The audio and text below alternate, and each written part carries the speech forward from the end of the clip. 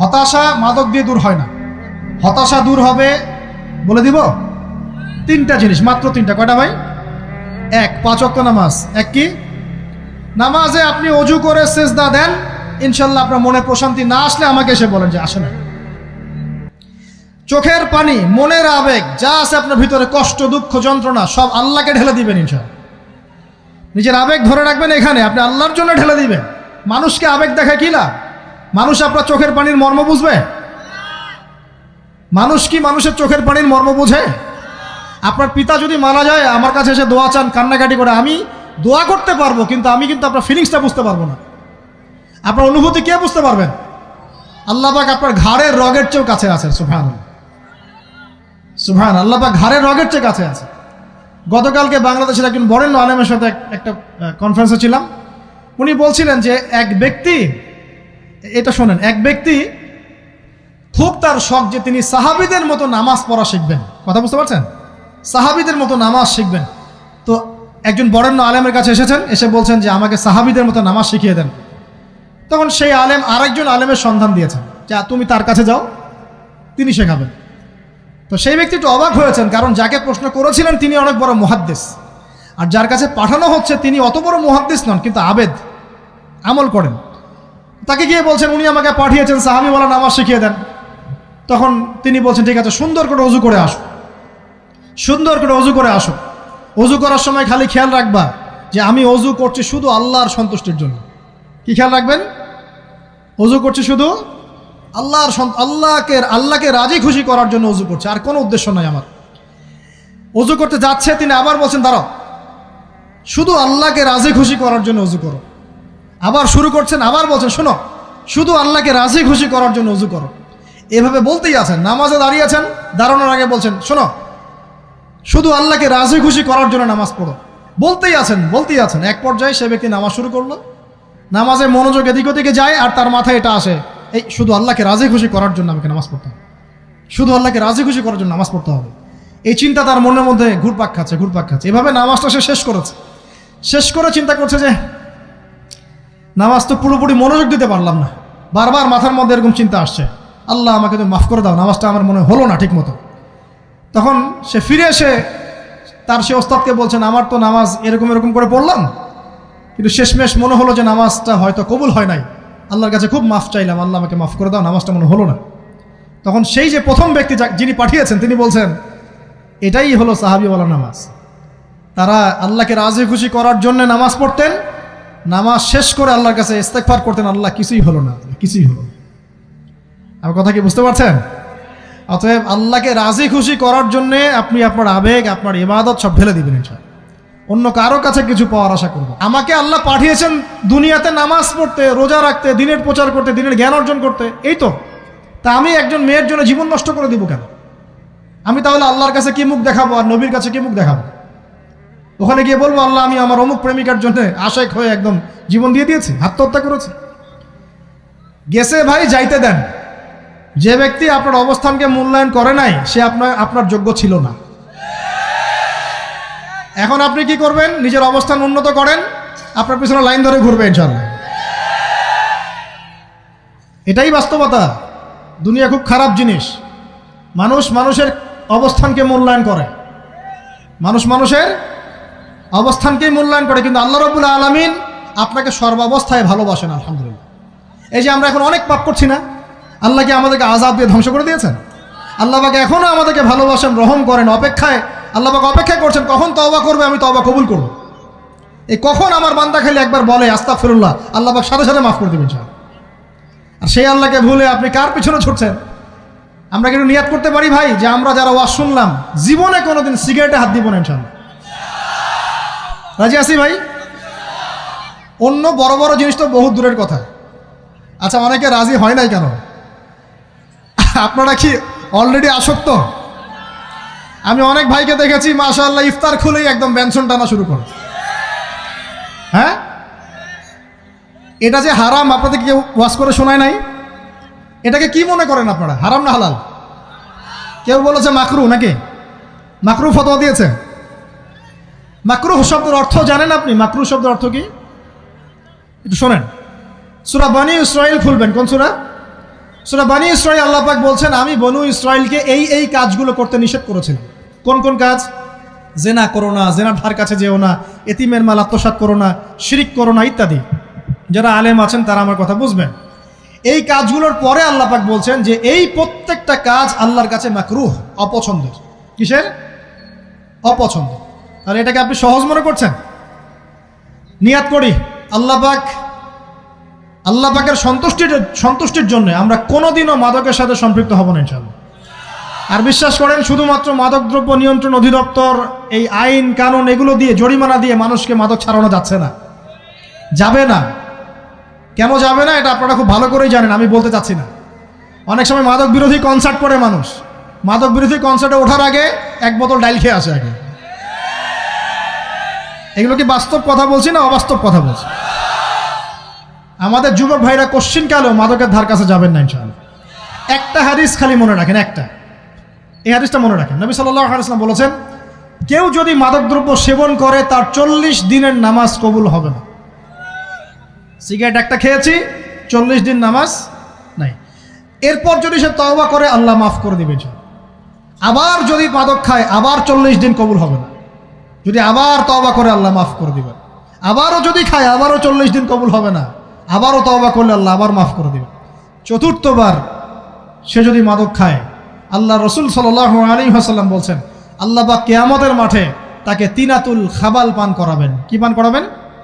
তিনাতুল খাবাল। সাহাবীরা বললেন, ইয়া রাসূলুল্লাহ, এটা কি? তিনাতুল খাবাল কি?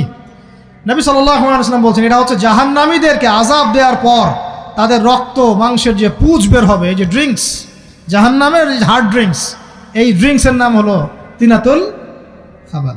আল্লাহ পাক আমাদের সবাইকে মাদক থেকে বাঁচিয়ে রাখেন। আমল হচ্ছে কোরআন তেলাওয়াত। যে ব্যক্তি কোরআন তেলাওয়াত করতে পারে নিয়মিত, তার মনের মধ্যে এই হতাশা, এই ভীরুতা, এই কাপুরুষতা কিচ্ছু আসবে না ইনশাআল্লাহ। আমি গ্যারান্টি দিচ্ছি আপনাকে, হতাশা আসবেই না আপনার মনে যদি আপনি কোরআন বুঝতে পারেন। কোরআনের একটা আয়াত নিয়ে কোনো সময় দেখা যায় 2-3 ঘন্টা সময় পার হয়ে যাচ্ছে, আয়াতটা ছেড়ে সামনে যেতে পারছি না। কোরআনের ভিতরে ঢুকলে আপনি দুনিয়ায় ভুলে যাবেন কি হচ্ছে আশপাশে।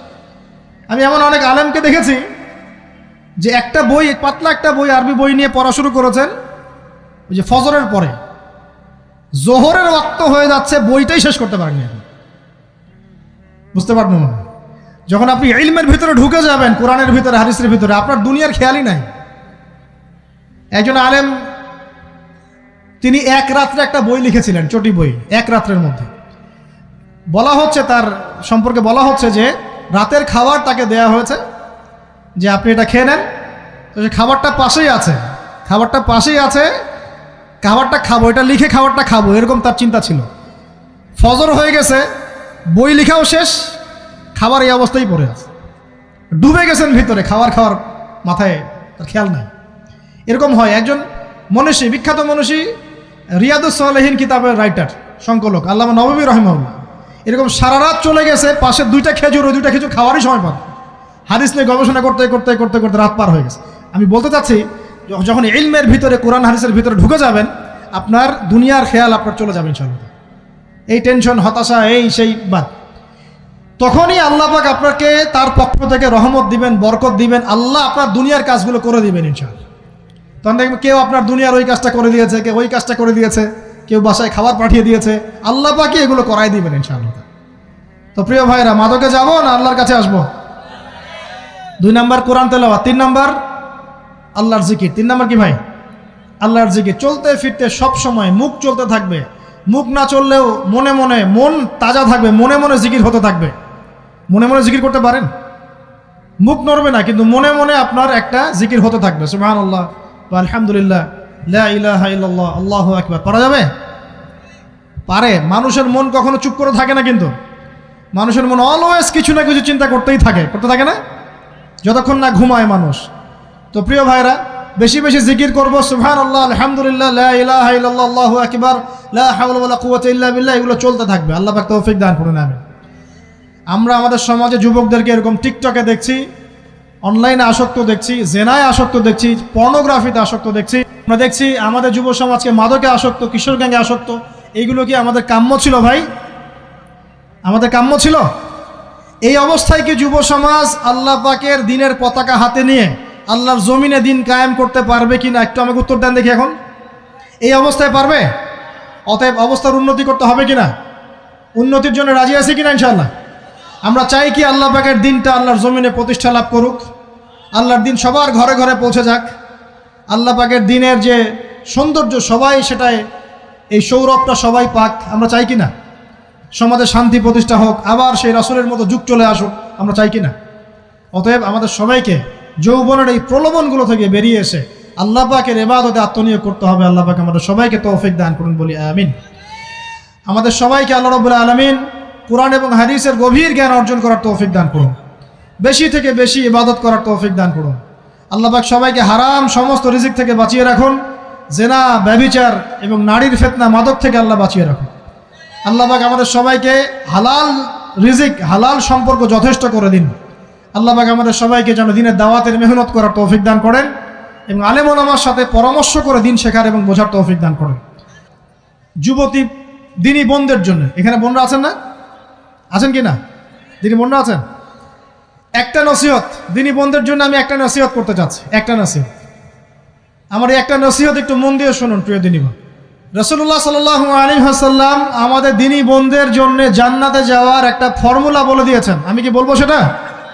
আচ্ছা, রাসূলুল্লাহ সাল্লাল্লাহু আলাইহি ওয়াসাল্লাম বলেছেন আমাদের দিনী বোনেরা, আমাদের মায়েরা, এই নারী জাতি মাত্র 4টা কাজ করলে জান্নাতের যে কোনো দরজা দিয়ে ইচ্ছা প্রবেশ করতে পারবে ইনশাআল্লাহ। খুশি হন নাই? কয়টা কাজ?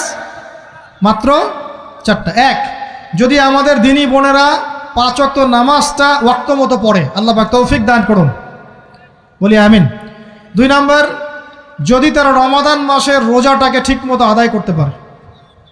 1 নাম্বার 5 ওয়াক্ত নামাজ ঠিকঠাক আদায় করা, 2 নাম্বার রমজান মাসের সাওম রাখা, 3 নাম্বার তাদের লজ্জাস্থানের হেফাজত করা, মানে শরঈ পর্দা মেনটেন করা, শরঈ পর্দা মেনটেন করা। এবং আমি বলে দেই, চেহারাটা আপনাদের পর্দার অন্তর্ভুক্ত। এটা নিয়ে অনেক বাকবিতণ্ডা হয় না সমাজে, চেহারা দেখানো যাবে কি যাবে না ইত্যাদি।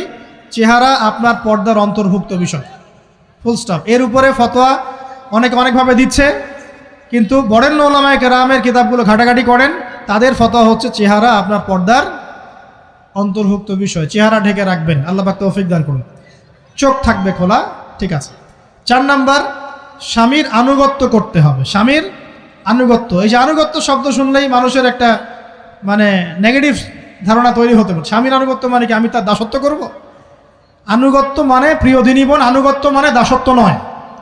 আনুগত্য মানে কোরআন সুন্নাহর যে বিধানগুলো আপনার স্বামী আপনাকে পালন করতে বলবে, আপনি সেগুলো করবেন, আপনি করতে বাধ্য। কিন্তু স্বামী যদি কোরআন সুন্নাহর বাইরে কিছু করতে বলে, সেটা মানতে আপনি বাধ্য নন। স্বামী যদি আপনাকে বলে যে সুদ খাও, এই যে সুদী এনজিওতে আসো, নাম লেখাও।